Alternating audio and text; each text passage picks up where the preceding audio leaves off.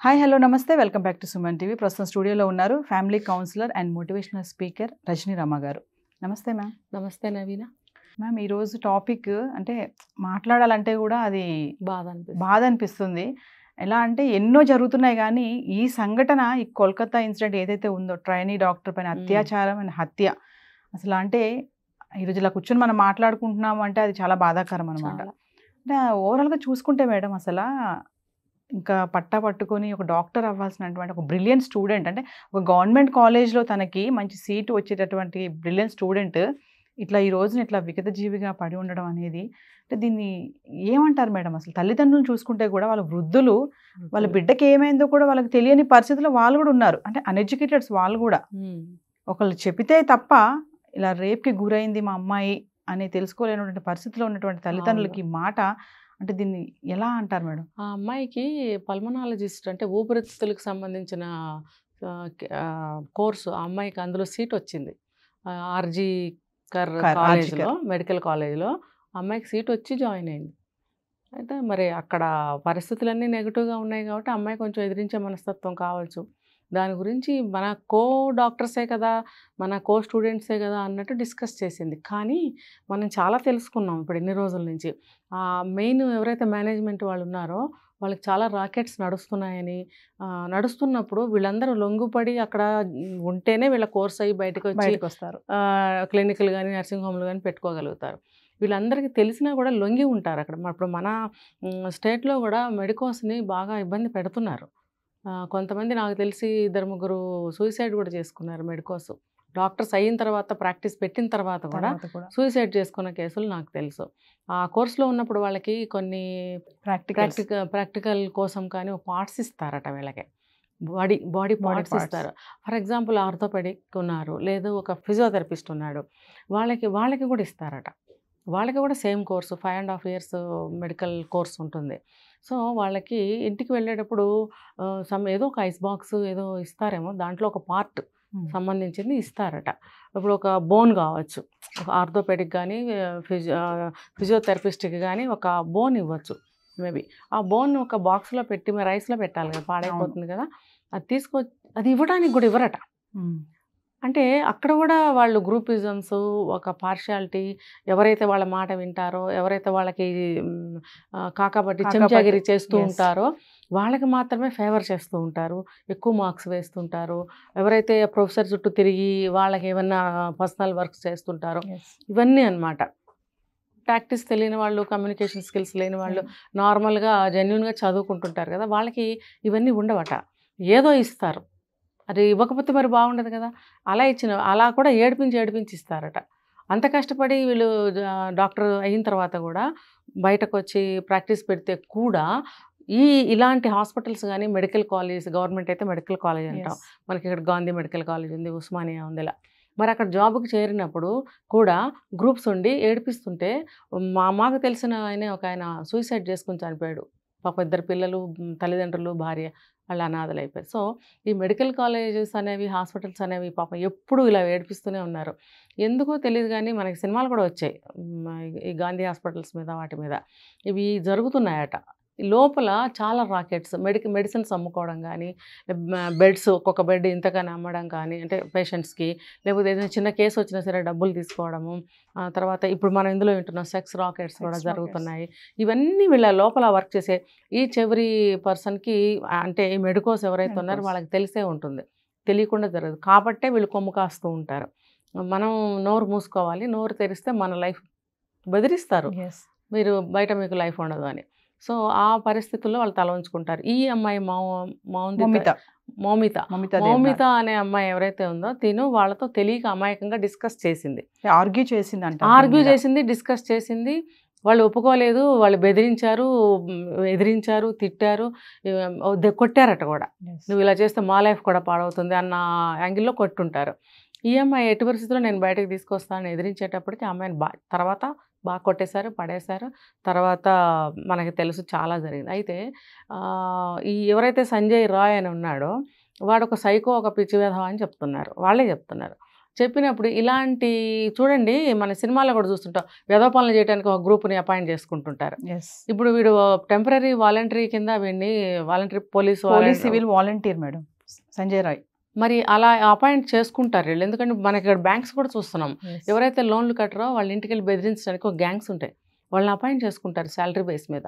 అలాగే హాస్పిటల్స్లో కూడా ఇలా అపాయింట్ చేసుకుంటారు. పేరైతే మీరు అన్నట్టు పోలీసు వాలంటరీ, వాడు లోపల అన్ని చేస్తాడు. మళ్ళీ వాడికి యాక్సెస్ కూడా ఉందంట ఎక్కడికైనా వెళ్ళడానికి. ఎందుకు మరి ఎనీ టైం వాడిని పిలవాలి కదా, ఒక రౌడీని గూండాన్ని పిలవాలి. మనం పిలవాలంటే వాడికి ఎంట్రీ ఎలా వస్తుంది? నేను రౌడీని అంటే రానివ్వరు కదా, ఏంటని అబ్జెక్ట్ చేస్తారు ఎవరైనా పేషెంట్స్ అయినా కూడా. కానీ వీళ్ళు ఒక డిజిగ్నేషన్ ఇచ్చారు వాడికి, పోలీస్ అని, ఒక వాలంటరీ అని ఏదో. అప్పుడు వాడు ఎనీ టైం ఎనీవేర్ వెళ్ళేయడానికి యాక్సెస్ ఇచ్చారని మీరే అంటున్నారు. కాబట్టి వాడికి స్వతంత్రం ఇచ్చారు లోపల. కానీ 4th ఫ్లోర్లో లేదని చెప్తున్నారు. లేదని అన్నప్పుడు లాస్ట్లో వీళ్ళు ఆ సిచ్యువేషన్ బట్టి వాడిని అక్కడ కూడా రప్పించేశారు. సీసీలో మనకు కనపడింది. దానికన్నా బిఫోర్ సీసీలో డాక్టర్స్ వెళ్ళడం రావడం కూడా కనిపించిందని చెప్తున్నారు. అయితే ఈ ఒక పవిత్రమైన ఒక దేవుళ్ళు లాంటి డాక్టర్స్ని తయారు చేసి బయటకు పంపిస్తారు. అటువంటి ఒక దేవాలయమే అనుకుంటాం, డాక్టర్ దేవుడు అంటాం మనం. కాబట్టి చూడండి, లేడీస్ ఎన్ని ప్రాబ్లమ్స్ వచ్చినా ఒక మగ డాక్టరు ఎక్స్పర్ట్ అంటే ఖచ్చితంగా ఆయన దగ్గరికి వెళ్తారు, సిగ్గు బిడియం అన్నీ వదిలేసుకుని వెళ్తారు. ఎందుకు? ఒక భగవంతుడిని చూసి వెళ్తారు. కానీ ఇప్పుడు అనిపిస్తుంది అటువంటి డాక్టర్స్ మైండ్లో ఉంటాయేమో ఆలోచనలు కదా. చాలామంది డాక్టర్స్ ట్రీట్మెంట్ కోసం వస్తే రేప్ చేశారు పేషెంట్ని అని వింటున్నాం, అక్కడక్కడ అదే టచింగ్ విషయంలో కూడా విన్నాం. మరి ఒక భగవంతుడిగా ఆలోచించి ఆడవాళ్ళ శరీరాన్ని అప్పచెప్పినప్పుడు వాడు భగవంతుడిగా ట్రీట్మెంట్ ఇచ్చి పంపించిన వాళ్ళు కూడా ఉన్నారు.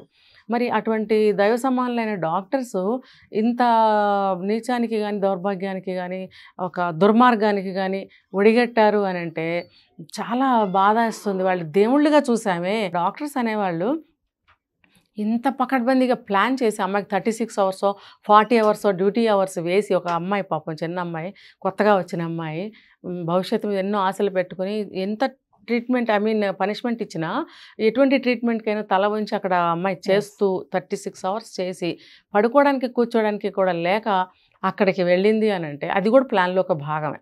ఆ అమ్మాయి అటు వెళ్ళేటట్టుగానే ఏర్పాటు జరిగింది. చివరికి వీళ్ళు అనుకున్నది చేశారు, కొట్టారు, స్పృహ తప్పేలాగా పడేశారు, చంపేశారు పేక నులిమి అని.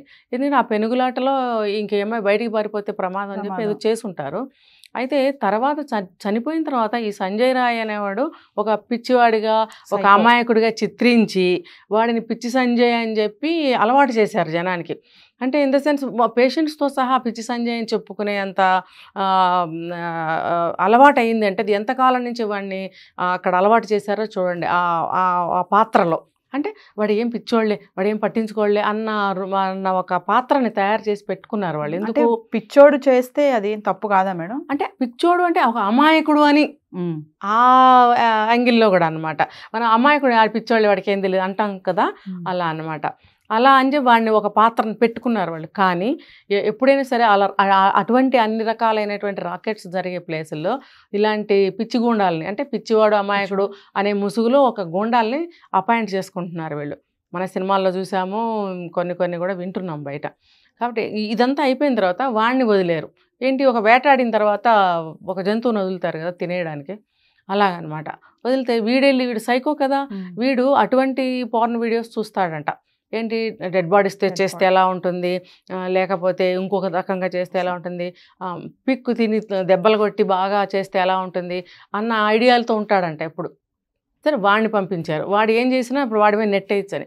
కానీ ఈ స్పర్మ్ ఏదైతే 150 ml ఉంది అని అన్నారో, ఇది నాకు వచ్చిన అనుమానం మాత్రమే అనుకోవచ్చు, చెప్పలేము దీన్ని. అంతమంది డాక్టర్స్ అటువంటి స్థితిలో ఉన్న ఒక అమ్మాయిని 1 by 1 రేప్ చేశారు అని అంటే నాకు ఇండివిజువల్గా నాకు నమ్మకం కలగటం లేదు.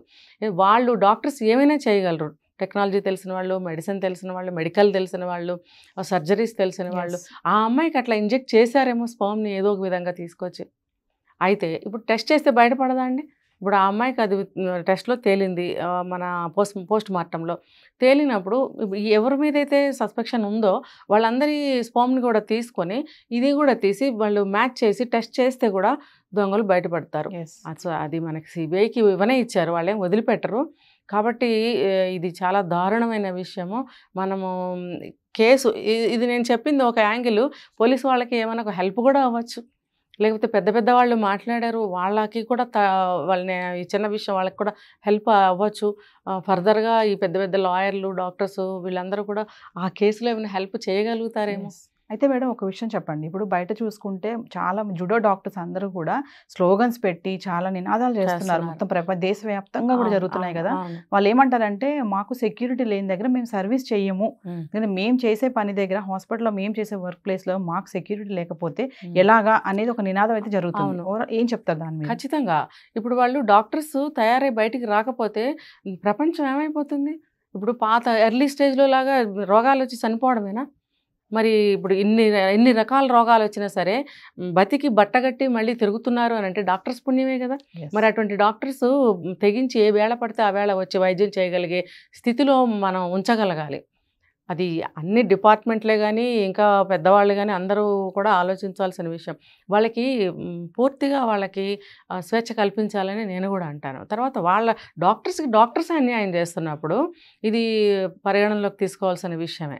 ఖచ్చితంగా ఇది తిరగబడటంలో జూనియర్ డాక్టర్స్ తప్పులేదు. మేము నెక్స్ట్ ఎపిసోడ్లో మనము పోస్ట్ మార్టంలో కొన్ని విషయాలు, కీలక విషయాలు తెలిసాయి, దాని మీద మనకి చాలా ఆర్టికల్స్ వచ్చాయి, న్యూస్ చూస్తూనే ఉన్నాము. ఇంకో నెక్స్ట్ ఎపిసోడ్ దాని గురించి మాట్లాడుకుందాం. నమస్తే.